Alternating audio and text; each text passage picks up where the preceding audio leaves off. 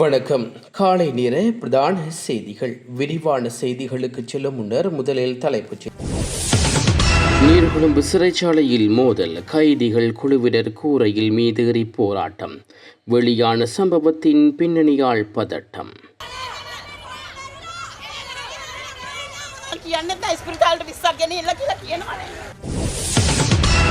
இலங்கைக்கு வரும் பசில் ராயபக்ச மஹிந்த வெளியிட்டுள்ள முக்கிய தகவல். கொழும்பு அரசியலில் அடுத்தடுத்து நடக்கும் புதிய திருப்பங்கள். மன்னாரில் சுகாதார விதிமீறல், உணவகம் மீது சட்ட நடவடிக்கை, மக்களே உஷார். தொழிலதிபரை கொண்டு சடலத்தின் அருகே போதையில் காதலி செய்த செயல், தோழிக்கு காத்திருந்த ஷாக். தடுப்பு காவலில் இருந்தவாறே காணொலி அழைப்புகளை மேற்கொண்ட ஹரக்கட்டா, வெளிவரும் அதிர்ச்சி தகவல்.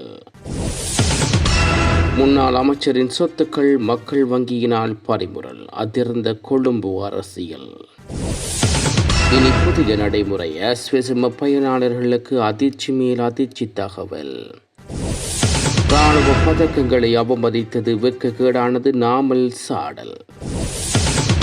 கடவத்தையில் பிறந்த நாள் விழாவில் மோதல், ஒருவர் உயிரிழப்பு, உலுக்கிய கொடூரம்.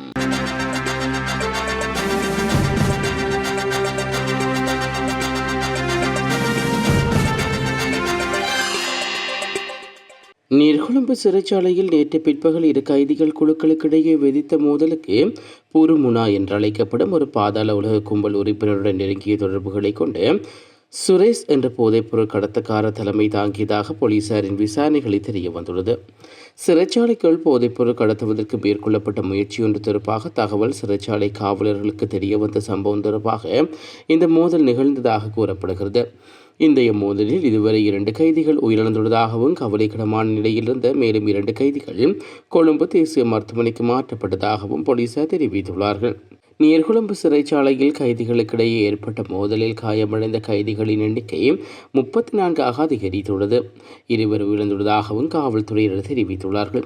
இந்த மோதலை தொடர்ந்து பெண் கைதிகள் மற்றும் ஆண் கைதிகள் குழுவினர் சிறைச்சாலை கூரையின் மீதேறி போராட்டத்தை ஆரம்பித்துள்ளதாகவும் தெரிவிக்கப்படுகிறது.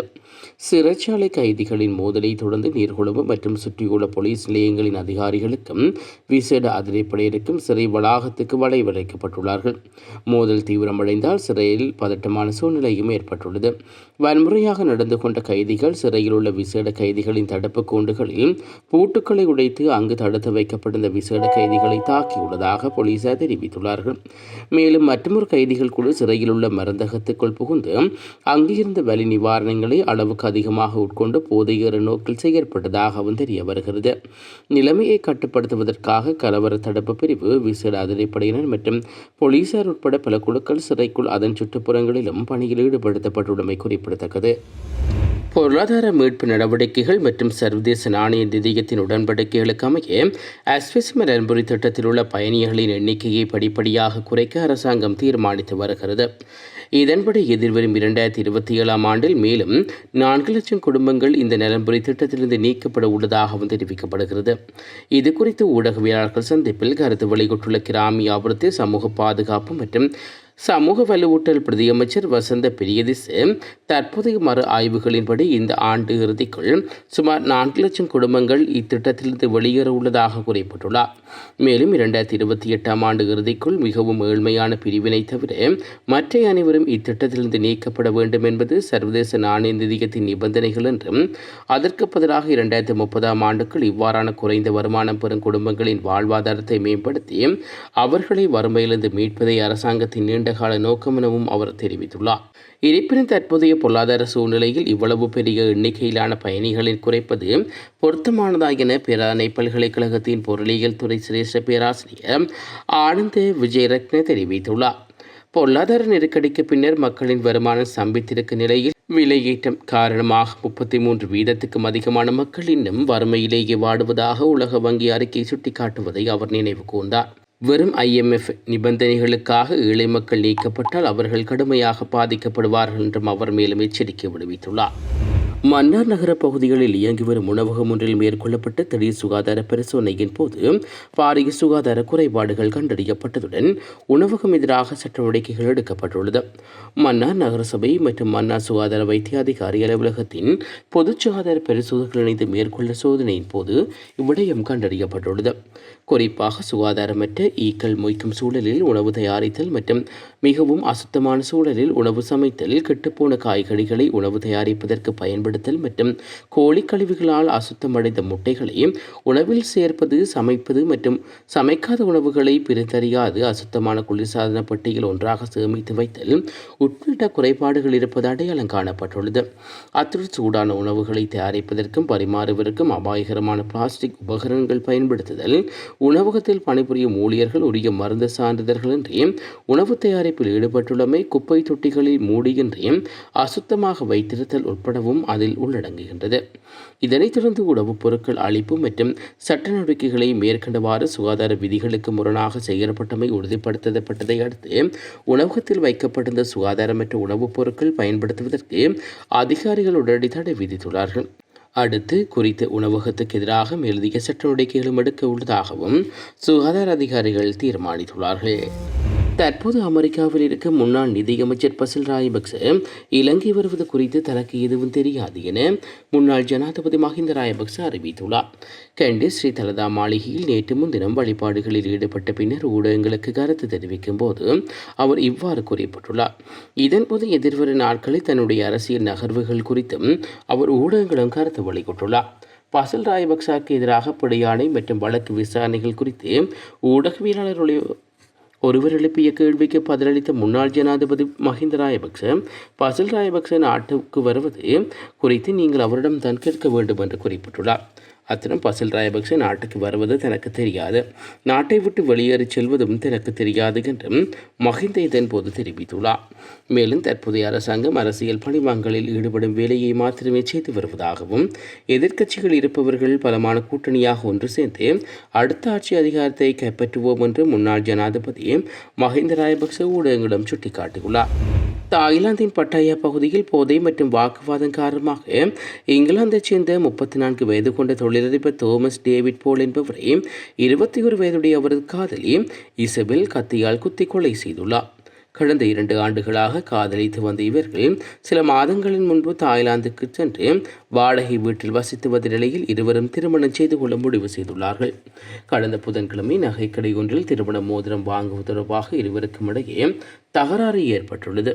இதன் பின்னர் வீட்டுக்கு வந்து உயர் ரக போதை மாத்திரைகளையும் பயன்படுத்தியுள்ளார்கள். போதையின் உச்சக்கட்டத்தில் ஏற்பட்ட வாக்குவாதத்தில் இசபெல் கத்தியால் தோமஸை சரமாரியாக குத்திக்கொண்ட நிலையில் தோமஸ் சம்பவ இடத்திலேயே உயிரிழந்த போதையிலிருந்து இசபெல் சடத்தின் அருகே உறங்கியுள்ளார்.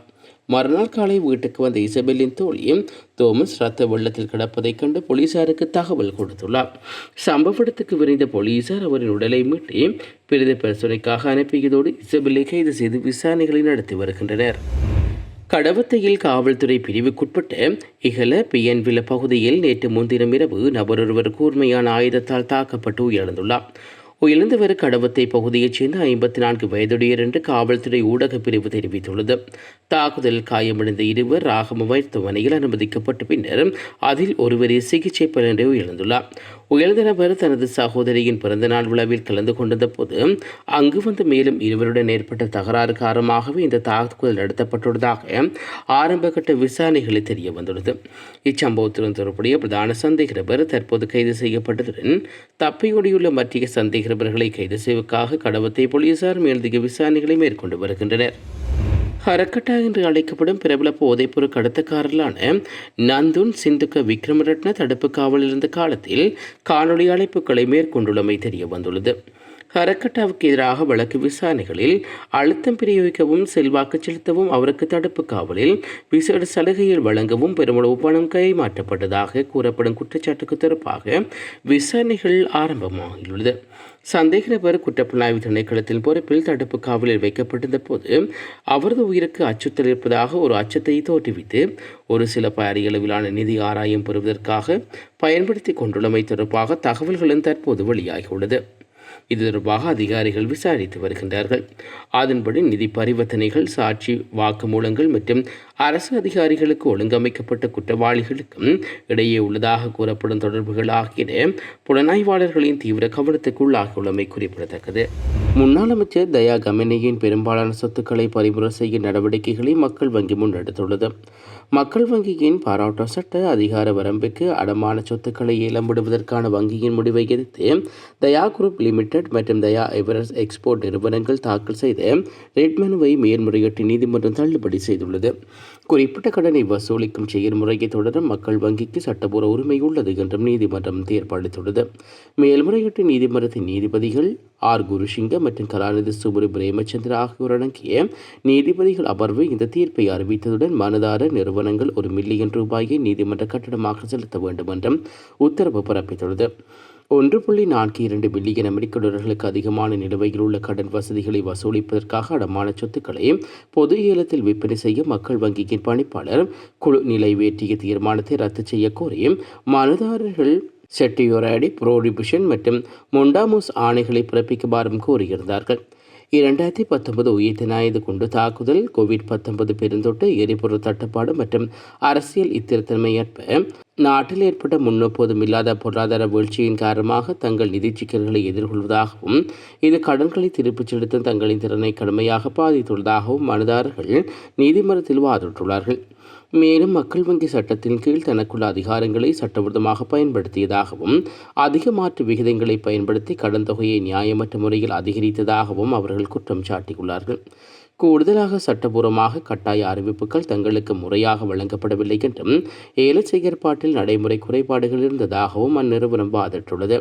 இருப்பினும் மேல்முறையீட்டு நீதிமன்றம் மனுதாரர்களின் வாதங்களை நிராகரித்து கடன் மீட்பு நடவடிக்கைகளை தொடர வங்கிக்கு முழு சட்டப்பூர்வ உரிமை உண்டு என்றும் வலியுறுத்துகிறது.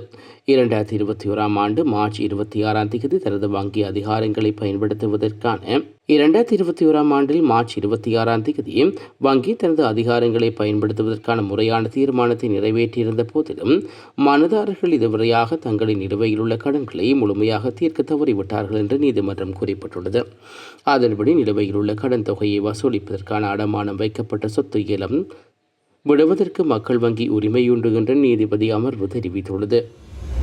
இராணுவ பதக்கங்களை வெறும் உலோக துண்டுகள் என விமர்சித்து வெளியிட்டுள்ள கருத்துக்கள் இலங்கையின் யுத்த வீரர்களின் தியாகங்களையும் சாதனைகளையும் குறைத்து மதிப்பிடும் செயல் என நாடாளுமன்ற உறுப்பினர் நாமல் ராயபக்ச தெரிவித்துள்ளார்.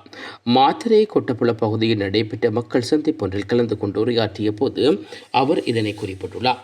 முப்படைகளின் உறுப்பினர்களால் பெற்றுக்கொள்ளப்பட்ட பதக்கங்கள் அவர்களின் தைரியம், தியாகம் மற்றும் அவர்களின் சேவைகளை பிரதிநிதித்துவப்படுத்துகின்றது என்றும் அவை மரியாதையுடன் நடத்தப்பட வேண்டும் எனவும் அவர் குறிப்பிட்டுள்ளார். யுத்த வீரர்கள் தங்களது பிள்ளைகளுக்கும் பேரப்பிள்ளைகளுக்கும் பெருமையுடன் காட்டும் ஒரு பதக்கம் வெறும் உலோக துண்டு என குறிப்பிடுவது வெட்கக்கேடாதது என தெரிவித்துள்ள அவர் இவ்வாறான கூற்றுக்கள் இராணுவத்தினர் செய்த தியாகங்களை அலட்சியப்படுத்துவதாகவும் சுட்டிக்காட்டியுள்ளார். அத்துடன் முன்னாள் பாதுகாப்பு அதிகாரிகளுக்கு எதிராக சட்ட நடவடிக்கைகள் எடுக்கும் அரசாங்கம் யுத்த வீரர்களை அவமதிப்பதாக குற்றம் சுமத்தியுள்ளார். ஆயுதப்படையினருக்கு வழங்கப்படும் அங்கீகாரத்தையும் கௌரவத்தையும் குறை மதிப்புக்கு உட்படுத்தும் முயற்சிகள் மேற்கொள்ளப்படுகிறதா என்று அவர் கேள்வியும் எழுப்பியுள்ளார். இதேவேளை அரசாங்கத்தின் பொருளாதார கொள்கைகளையும் அவர் விமர்சித்துள்ளார். விவசாய மக்கள், பட்டதாரிகள் மற்றும் வாழ்க்கை செலவு பிரச்சினைகளால் பாதிக்கப்பட்டுள்ள மக்களுக்கு தீர்வு காண்பதற்கான திட்டங்கள் தற்போதைய அரசாங்கத்திடம் இல்லை என்று அவர் மேலும் குற்றம் சாட்டியுள்ளார். முன்னைய அரசாங்கங்களால் ஆரம்பித்து வைக்கப்பட்ட பிரதான உட்கட்டமைப்பு திட்டங்களின் நன்மைகளை முழுமையாக பெற்றுக்கொள்ள அரசாங்கம் தவறியுள்ளதாக குறிப்பிட்ட அவர் எதிர்க்கட்சிகளுக்கு ஆதரவளிக்க மக்கள் ஒன்றிணைய வேண்டும் எனவும் அவர் அழைப்பு விடுவித்துள்ளார். இத்துடன் இன்றைய பிரதான செய்திகள் நிறைவுக்கு வருகிறது. தொடர்ந்து நாளை காலை பிரதான செய்திகளுடன் இணைந்து கொள்வோம். நன்றி. இதுபோன்ற செய்திகளை தெரிந்து கொள்ள யாழ் டிவி நியூஸ் சேனலை சப்ஸ்கிரைப் செய்து அருகே இருக்கிற பெல் பட்டனையும் கிளிக் செய்து கொள்ளுங்க. மேலும் இதுபோன்ற செய்திகளை உடனுக்குடன் தெரிந்து கொள்ள யாழ்டிவி.com எனும் இணையதளத்தின் வாயிலாக எங்களோடு இணைந்து கொள்ளுங்கள்.